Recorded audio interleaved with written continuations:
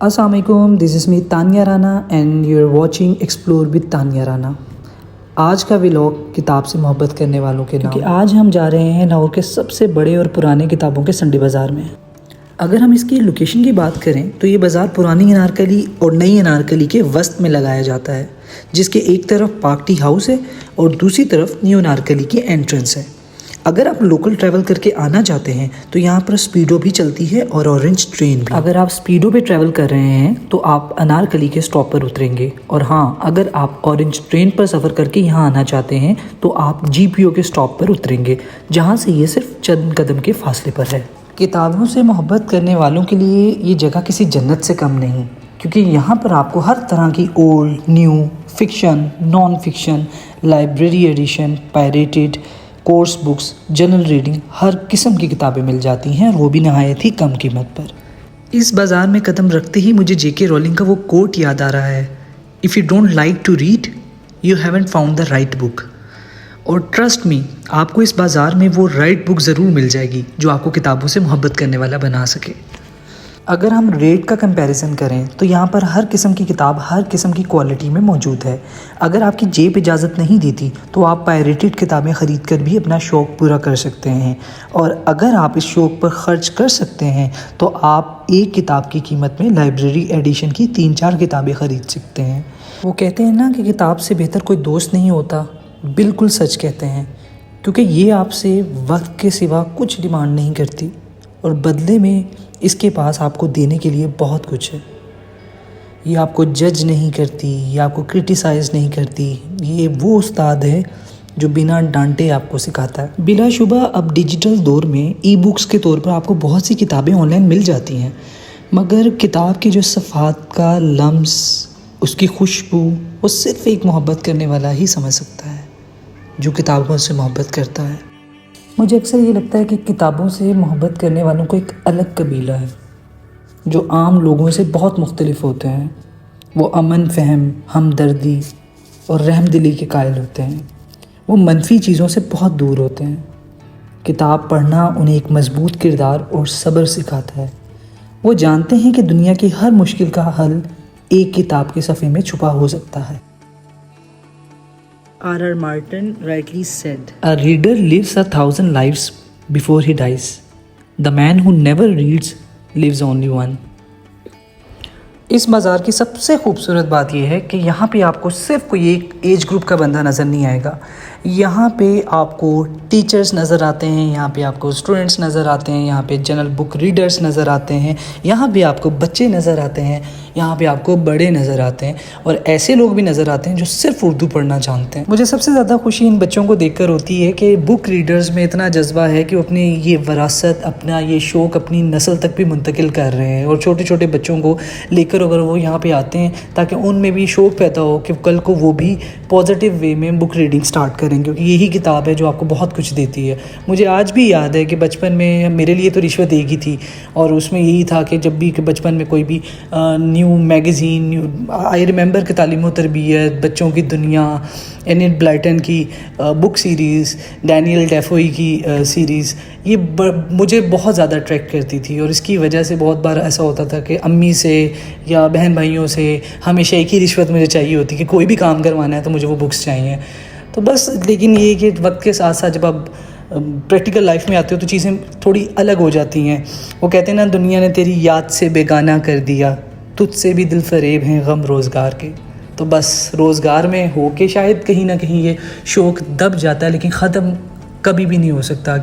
आप अगर किसी भी डिसिप्लिन के स्टूडेंट हैं, आप अगर लॉ पढ़ रहे हैं, आप फ़िलासफ़ी पढ़ रहे हैं, आप ज्योग्राफ़ी पढ़ रहे हैं, आप बिज़नेस पढ़ रहे हैं, मैनेजमेंट, कुछ भी, आपको यहाँ पे हर जॉनरा की बुक्स मिल जाएंगी। तो मैं आपको यही रिकमेंड करूँगी कि व्हेनेवर यू फील कि आपको चीपेस्ट रेट पे, क्योंकि आजकल महंगाई बहुत ज़्यादा है, आपको कोई बुक्स चाहिए ऐसी या नायाब बुक्स चाहिए जैसे लाइब्रेरी एडिशन, जो मुझे तो बहुत अट्रैक्ट करता है, तो आप यहाँ पर आ सकते हैं और अपनी मनपसंद या ज़रूरत के मुताबिक जो भी किताब आपको चाहिए वो यहाँ से ख़रीद सकते हैं।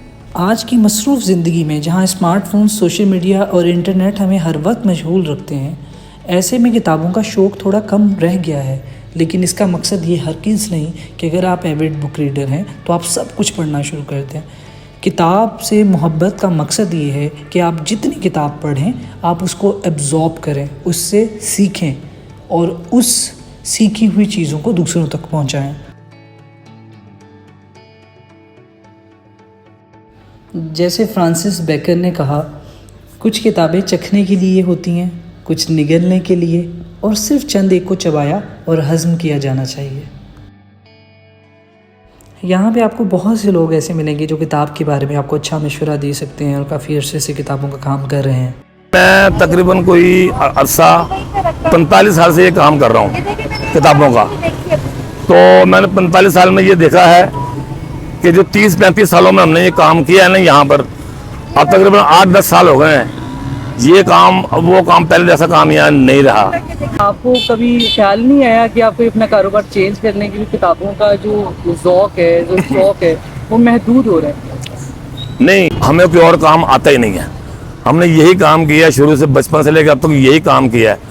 अच्छा, अच्छे दिन भी आए, बुरे दिन भी आए, अब जैसा भी है यही है, जो भी है थोड़ा ज़्यादा यही है बस। अच्छा, आप तो बाजार में होते हैं और आप हर हफ्ता यहाँ पे भी बाजार लगाते हैं, वैसे आपकी शॉप भी है, तो आपको क्या लगता है कि यहाँ पे आने वाले लोग अभी भी जैसे बहुत रश है जी, तो किस चीज़ की वजह से शौक अभी भी बरकरार है? वो एक तो अपने जैसे किसी को शोभा है, जैसे कि CSS के स्टूडेंट हैं, वो किताबें अपने लेने के लिए आते हैं। अच्छा, उसके बाद फिर जैसे कोई इंजीनियर है कोई मैनेजमेंट, अकाउंटिंग, यानी कि मेडिकल, जो भी इसी के शोबे हैं ना, वो आते हैं।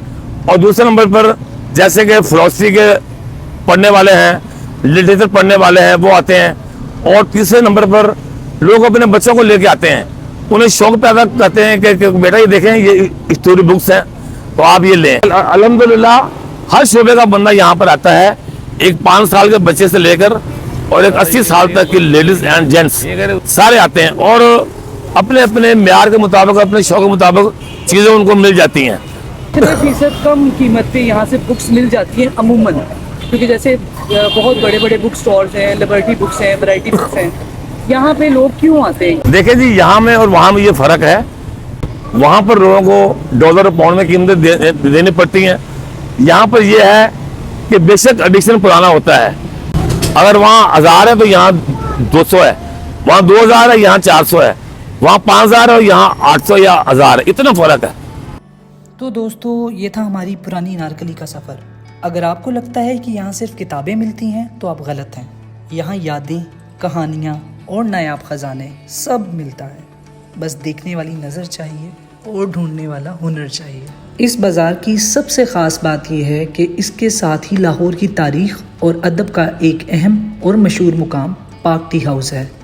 पाक टी हाउस का क़याम 1940 की दहाई में हुआ और इब्तिदा में इसका नाम इंडिया टी हाउस रखा गया, लेकिन पाकिस्तान बनने के बाद इसका नाम बदलकर पाक टी हाउस रख दिया गया। 1950 से 60 की दहाई में पाक टी हाउस लाहौर के अदबी हलकों का मरकज़ बन चुका था। ये वो दौर था जब पाकिस्तानी अदब और फ़िक्री तहरीकें अरूज पर थीं। पाक टी हाउस को फैज़ अहमद फैज़, सादत हसन मंटो और दीगर बड़े नामों की महफ़िलों की वजह से भी जाना जाता है। ये वो जगह थी जहां अदब और शायरी के नए रुझान परवान चढ़ते थे। पाक टी हाउस में सिर्फ अदब ही नहीं बल्कि सियासत, फ़लसफ़ा और समाजी मसाइल पर भी बहस व मुबाहसा हुआ करता था। यहाँ मुख्तलिफ़ नज़रियात के लोग अपने ख़यालात का इजहार करते थे। पाक टी हाउस 2000 के अवाइल में माली मुश्किलात की वजह से बंद कर दिया गया। 2011 में अदबी शख्सियात और सकाफ़ती कारकुनों ने इस जगह की बहाली के लिए आवाज़ उठाई। उनकी कोशिशों और अवामी हमायत की वजह से 2012 में पाक टी हाउस को दोबारा खोला गया।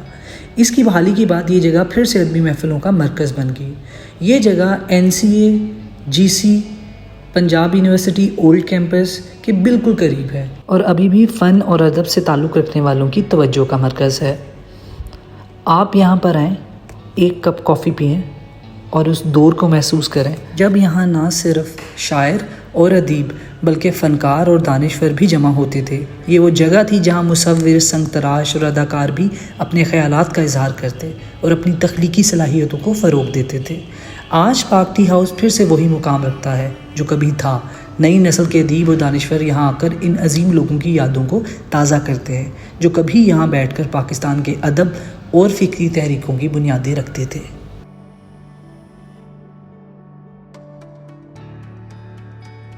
So this was my second vlog today. I hope you all like it. If you liked it,